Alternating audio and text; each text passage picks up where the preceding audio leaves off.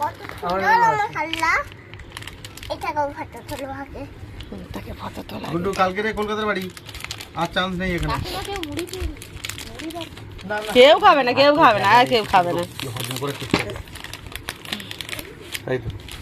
আমি খাবি অনুমুড়ি খাবি? খাবি সকাল থেকে কিছু খাইনি। না না ওটা বুঝছি না, দুবার ভাত দিই। আজ আমার কাকিমা রান্না যাবো তাবো করে করেছে, রান্না ভালো হয়নি। না রান্নাটা ঝোলটা বেশি হয়ে আছে। না না রান্না একটু আলু দিতে পারতো একটা।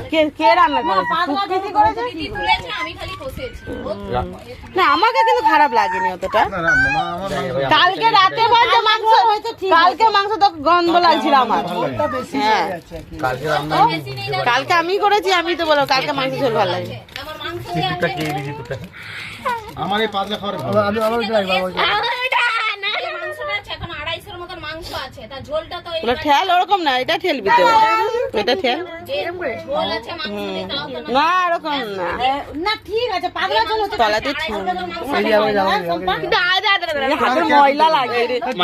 যা 12টাই বাজে। এমন একটা জিনিস ওটা তিনটা খায়। হ্যাঁ হ্যাঁ হ্যাঁ, এটা স্ট্রবেরি নিয়েছি।